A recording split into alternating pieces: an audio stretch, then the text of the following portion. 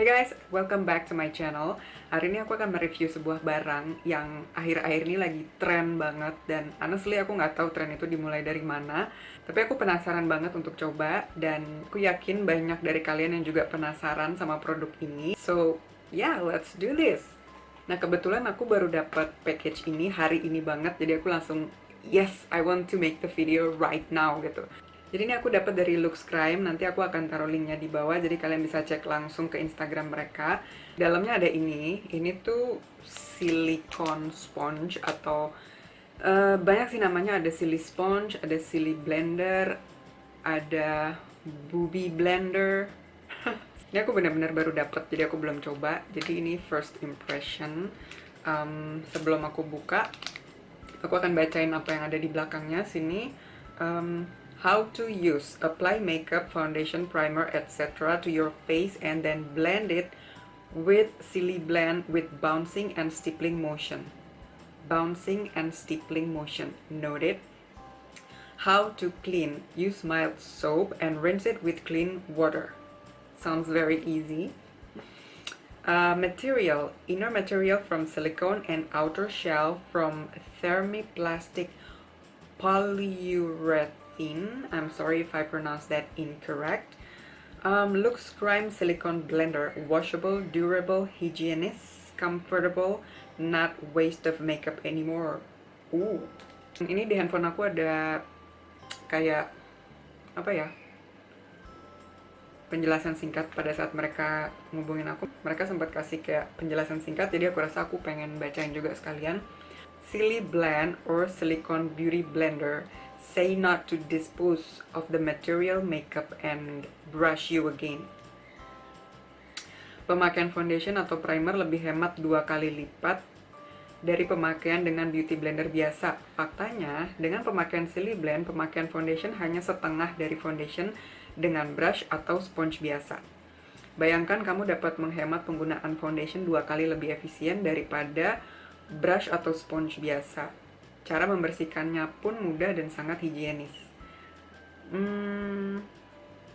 Yang lain-lainnya sama seperti yang tertulis di belakang.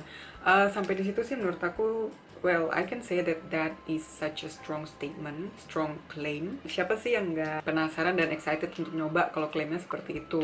Tapi sih so far aku kayak masih agak sedikit ragu. Aku nggak tahu sih dia produk lokal apa enggak, but I think so.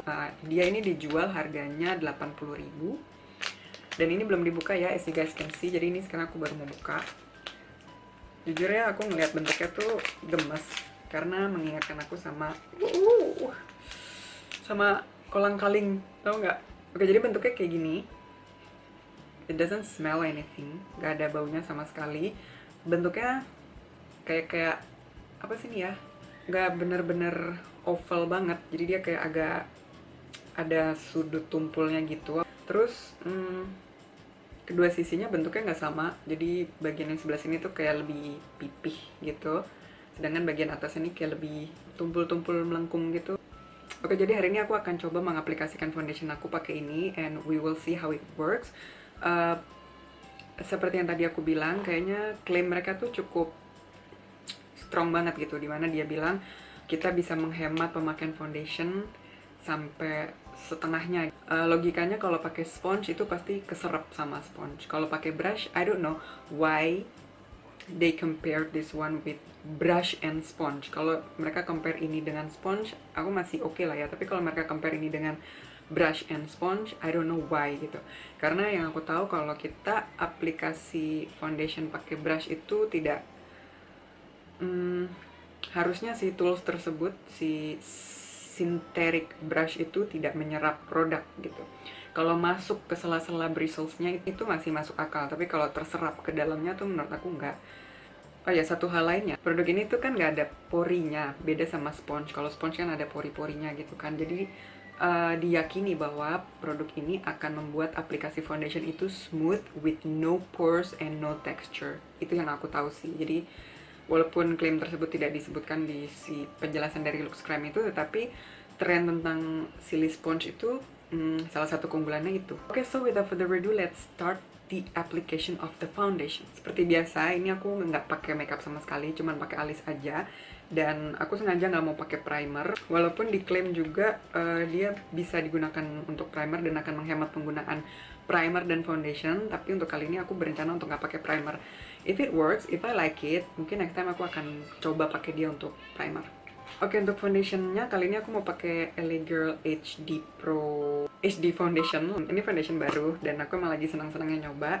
Kalau kalian pengen lihat review mendalam tentang foundation ini, kalian bisa klik link yang aku taruh di bawah atau di sebelah sini. Biasanya aku pakai foundation ini 1 pump untuk separuh wajah. Jadi kalau kita bisa menghemat setengahnya, berarti logikanya 1 pump bisa untuk 1 wajah.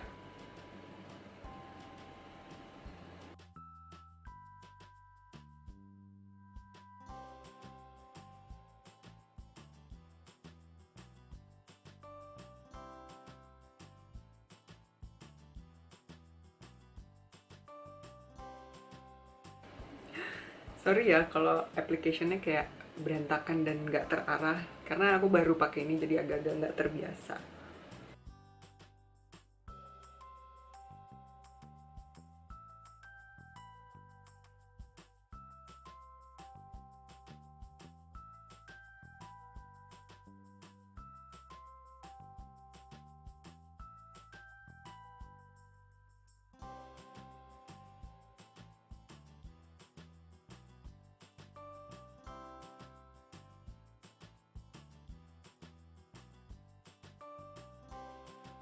Oke, so far what I can tell you is, yang pertama adalah karena aku belum terbiasa pakai ini, jadi aku rasa wajar mungkin agak membutuhkan waktu lebih lama.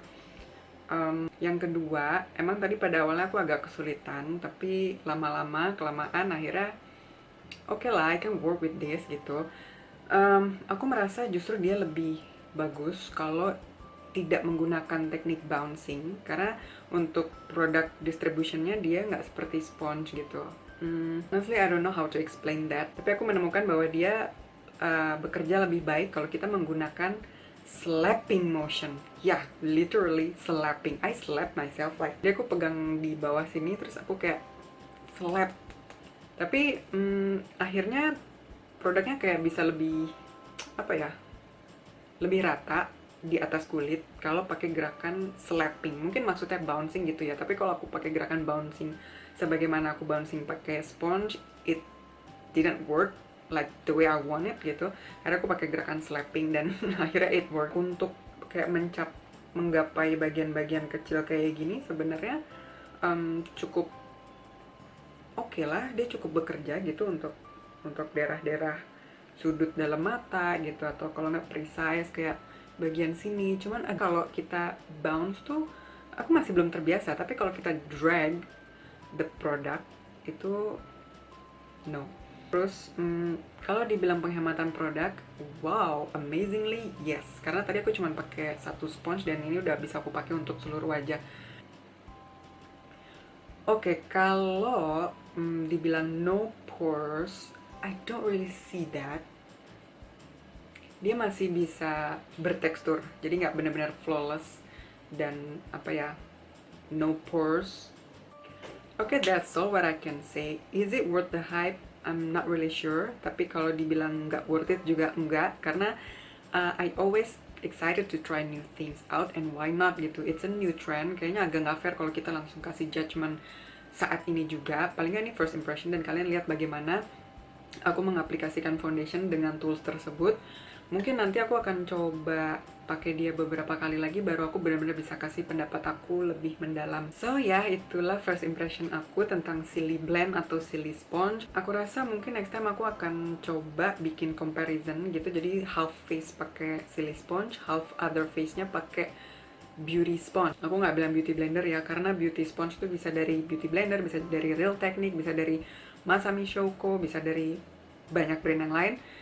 Kalau kalian pengen aku bikin video comparison Silly Sponge versus Beauty Sponge, please comment down below, mungkin nanti aku akan bikin. Dan kalau kalian belum subscribe, jangan lupa subscribe to my channel. Thank you so much for watching, and I'll see you around on my next video. Bye guys!